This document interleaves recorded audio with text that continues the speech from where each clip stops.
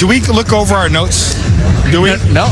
I don't show your notes. First of all, I take them. You don't. So I am all in on what Nomar just said. Miguel Rojas, I know he's older. You got to make sure you monitor his at-bats, monitor his innings.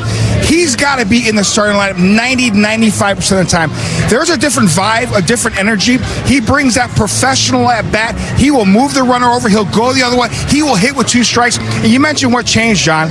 I really believe after game 1, it was another start that Yamamoto pitched an absolute gem, and the offense didn't give him any runs. Right. Didn't get any runs whatsoever. I think the next night they played with a chip on their shoulder. Like, enough's enough. We're going to go out there and make sure 1 through 9, and even guys coming off the bench, we're going to give professional at-bats. When this team does that, they're tough to strike out, make sure they put the foot down, and pass the baton. They're as a good a lineup as any lineup in the big league. So I think they're starting to play with a chip on their shoulder, really irritated they haven't been scoring runs when they've been getting great pitching efforts. I'm glad that they play with that chip on their shoulder. It's going to have to be more of the same against the talented left-hander Ranger Suarez and the Phillies tonight in the first of this 3-game series. Let's see how Dave Roberts is stacking his lineup for the series opener against Suarez, hoping to continue to get some hot bats production here from this Dodgers starting lineup. You've got Shohei leading it off, followed by the National League Player of the Week and Mookie Betts. Teoscar's in that 3-hole. Freddie Freeman bats cleanup. Alex Call's in left field batting 5th. Miguel Rojas is starting at second base. Max Muncy's back in the lineup at 3rd. You have Andy Pajes in center field hitting 8th. Jerry and Chucky Robinson will make his Dodger debut. Gets the start behind the plate. Well, I love the big show right there. Obviously, 49 bombs this season as your leadoff hitter. I'm looking all the way down to the bottom of the lineup. I love seeing Chucky, don't call me Smokey Robinson. That question mark, that question mark will be answered tonight with the bat. You know, I'm looking at Max Muncy. I'm just happy that he's back in there. We're getting hit a couple of times. Obviously, the one in the head, but him back out there, that is good to see. So hopefully he keeps that front shoulder closed against a lefty and drives the ball. We are just getting started here on Leadoff LA. We have an old friend alert for the second time this season.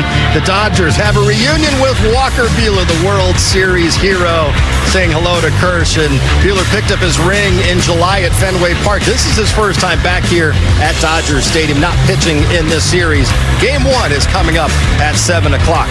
Not only are the Dodgers and Phillies battling it out for playoff positioning, they will likely have the top 2 finishers in the MVP race. Kyle Schwarber having quite the contract year, hitting .244, leads the National League with the 52 homers and 127 RBIs.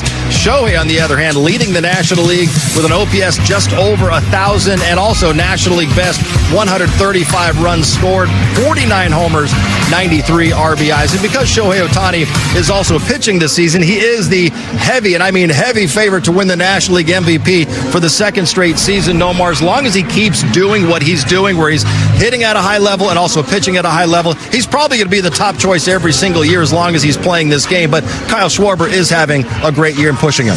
He is having a great year. The Phillies are having a good year. They're 1 game away from clinching the division. He's a big part and a big key to their success. What he provides in that lineup, where he drives the ball out of the ballpark, but he also is an RBI machine as well. So he is scoring some runs.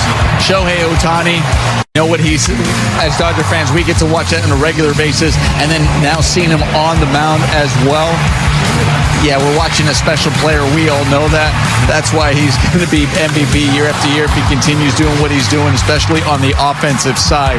I think what we saw last year was so special, but I also think it was a big step for him on the offensive side, learning about himself, which is carried over into this year, and then seeing what he does on the mound. But nonetheless, not taking anything away what Schwarber has done over there for the Phillies. I absolutely love Kyle Schwarber. I mean, he's a throwback player, and that's a huge compliment to him. He's a guy that could play in any era, and he is deserving of MVP because he gets those key hits, key home runs, and key runs scored. Over 100 runs scored for Schwarber, 127 RBIs to go with 52 home runs. That said, he's going up against Michael Jordan. That's who Shohei Ohtani is, Michael Jordan. Michael Jordan was the best scorer and the best defender for a long time in the NBA. Shohei Ohtani is one of the best hitters and one of the best pitchers in the major leagues, which is something we have never seen before. So that'll be tough sledding for Schwarber to get that MVP. Now, said it best too. He's on a first place ball club. They're going to win their division. So I think he's going to get a lot of votes because he led that team to that division. But it'd be tough going up against, like I said, Michael Jordan, the way Shohei Ohtani does on the defensive end as a pitcher, as well as on the offensive end as a hitter. Yeah, it'll be really tough. You know, those RBIs that you have, Carl Schwarber, that also, because where he hits in the lineup, I think if they moved Shohei, he'd have a lot more driving in. I mean, he had close to 100. Half of them he's driven in himself, right, just because of the home runs, but doesn't come up as much with guys on base, so that definitely affects it. But nonetheless, can't take away what either of these guys are doing right now out there, having tremendous years. And Shohei became the first designated hitter to ever win the MVP last season, and it took a 50-50 season for him to do it. Kyle Schwarber is a DH for the Phillies, so another reason why he probably won't get as much support as Shohei Ohtani does. Jerry, Shohei extended his on-base streak to 19 games yesterday with a bloop single in the ninth inning in San Francisco. He's walked 17 times during this streak. He's scored 15 runs. When you have your leadoff hitter, it's not always hitting it out of the ballpark. When he's just getting on base, that creates a lot of opportunities for everybody else behind him. He certainly had that magic walk yesterday, sitting on an 0 for 6, and the sun got in the way. But more importantly, Shohei Ohtani, he's making a conscious effort with 2 strikes to making sure he goes to his Ichiro swing to put the ball in play. And then when he gets something to drive, he's hammering it and hit it out of the ballpark. He's not just a power guy. He is a complete hitter, and he's now really starting to be conscious of cutting down on the strikeouts. I think Shohei Ohtani, he said it last year, he wants to be known as a complete hitter. In order to be a complete hitter, you have to cut down on your strikeouts, and he's made a conscious effort these last week to 10 days to limit those strikeouts. I hope so, because when he does, he is a different hitter. The numbers, the power numbers, they're going to be there because of how big and how strong he is. But over the course of this season, the fact that he's already matched his entire total from last year as far as strikeouts and swing and miss, I think we see that when you're like looking at him like, was he more consistent last year as compared to this year? It feels that way because I think he's put the ball in play more last year than this year, swung and miss. But the fact that he's making more of a conscious effort if he's doing that, it makes a world of difference because we know he doesn't even have to take a big swing. He barely puts it, and that ball just jumps off his bat. He is a different type of hitter, a special hitter, but at the same time, if you are at the top of the lineup, what do you want the guys at the top of your lineup to do? Yeah. You want them to get on base, and you want them to score runs. He has done exactly that. Gotten on base and has scored runs. Yep, he's a dangerous guy to have in that lineup for the Dodgers, and if the playoff seedings hold, the Dodgers and Phillies could potentially see each other in 3 weeks in the National League Division Series, so maybe there'll be a little extra scouting going on over these next 3 days. As we send it back inside, check in once again with Kirsten Watson, joins us live with more. Hi, Kirsten. Hi, John. Yeah, both sides will definitely be taking in as much information as they can from this series. Dave Roberts earlier today, he talked about that if there's going to be a little bit of a cat and mouse in the game in this one because they could be seeing each other in the NLDS, as you mentioned. And he also talked about when you look at just the offensive results yesterday, the team had 18 hits, 10 runs. Of those 10 runs, none of them came from the long ball. There were no home runs in that game yesterday. Dave Roberts talked about today, if it's sinking in right now, how reliable this team can be if they continue to string these hits together, if they have to rely on the long ball or if they don't. Yeah, I think so. I mean, and then I think with that, you can still get some slug.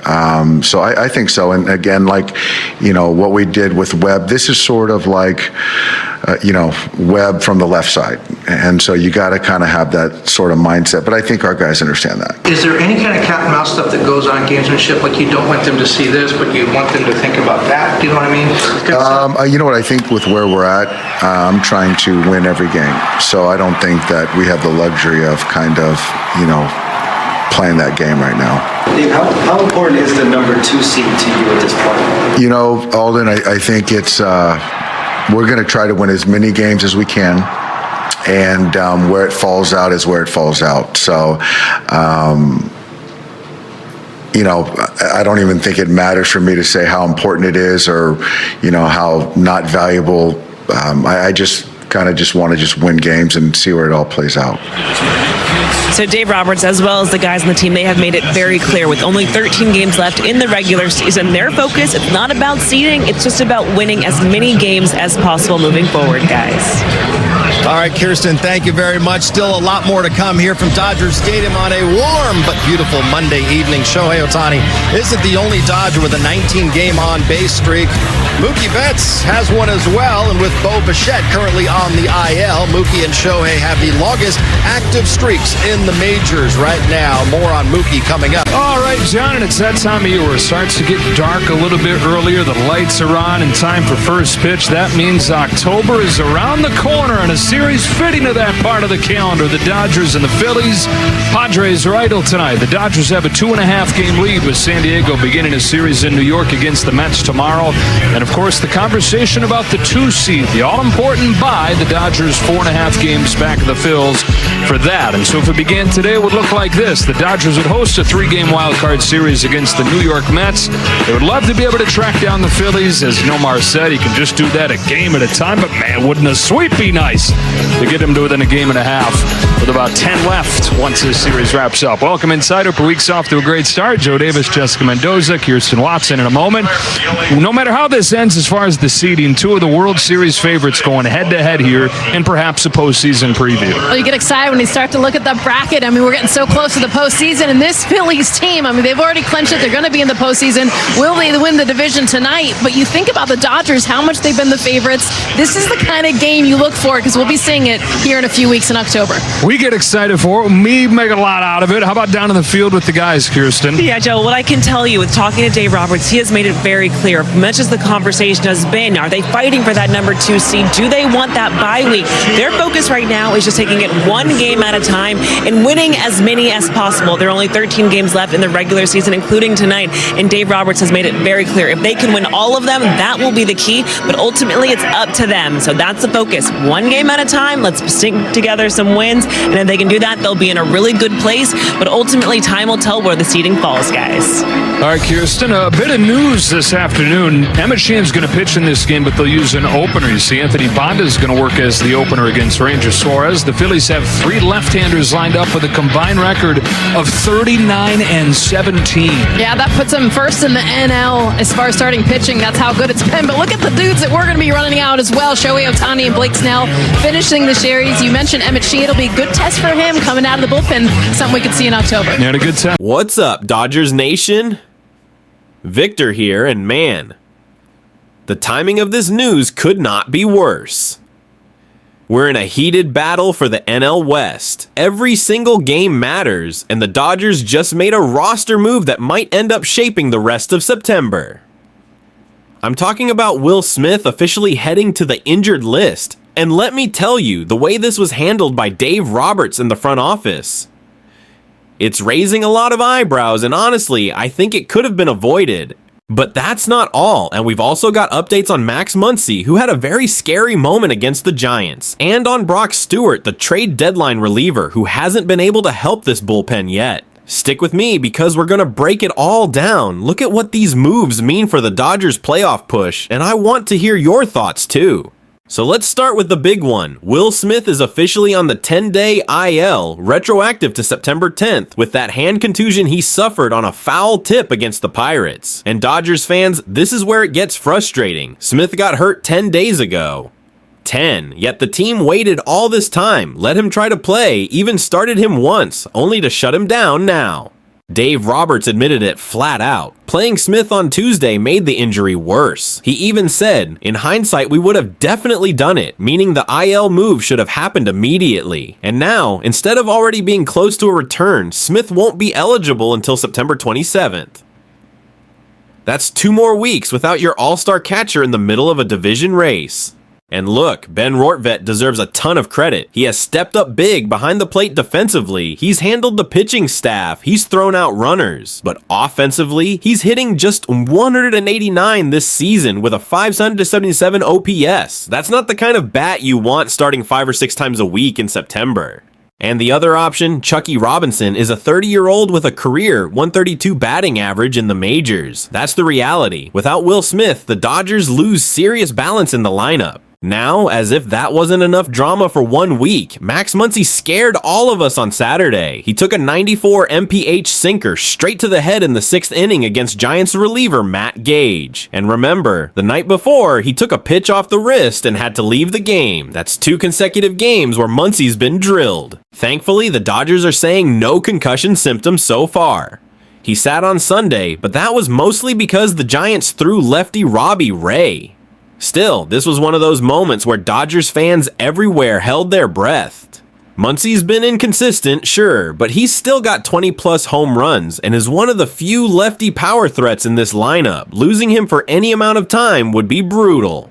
And then there's Brock Stewart. Remember, he was the lone reliever the Dodgers picked up at the trade deadline, brought in to add depth to the bullpen, but he's pitched only 3.2 innings before going down with shoulder inflammation. It's been over a month now, and finally, there's good news. He's cleared to begin a rehab assignment this week, which is huge because the AAA Comets' season ends September 21, so the window is tight, but at least there's a chance he can rejoin the bullpen before October. So what does this all mean, Dodgers Nation? Here's the reality. The margin for error is gone. The Dodgers are hanging onto the division by a thread, and losing Smith for nearly 3 weeks because of a delayed IL decision could be the difference between entering October as NL West champs or playing the wild card. This team has enough talent to win. Betts, Freeman, Ohtani, Yamamoto, Glasnow. But depth has been tested all year. And right now, we're relying on a defensive specialist in Rortvedt, a journeyman in Robinson, and hoping Muncy bounces back quickly from a terrifying hit by pitch. That's not a comfortable place to be. So I want to throw this one to you guys. Do you think the Dodgers mishandled the Will Smith injury by waiting 10 days to put him on the IL? And how much do you trust Rortvedt and Robinson to keep things afloat until Smith gets back? Also, what are your thoughts on Max Muncy? Do you think he can stay healthy enough to give us the power bat we need in October? And how much of an impact could Brock Stewart really have if he makes it back in time? Drop your thoughts in the comments, Dodgers Nation. Let's talk about it. And if you love getting all the latest Dodgers news, analysis, and real fan perspective, make sure to smash that like button, subscribe to the channel, and share this video with other Dodgers fans. We're in this playoff push together, and you won't want to miss what's coming next.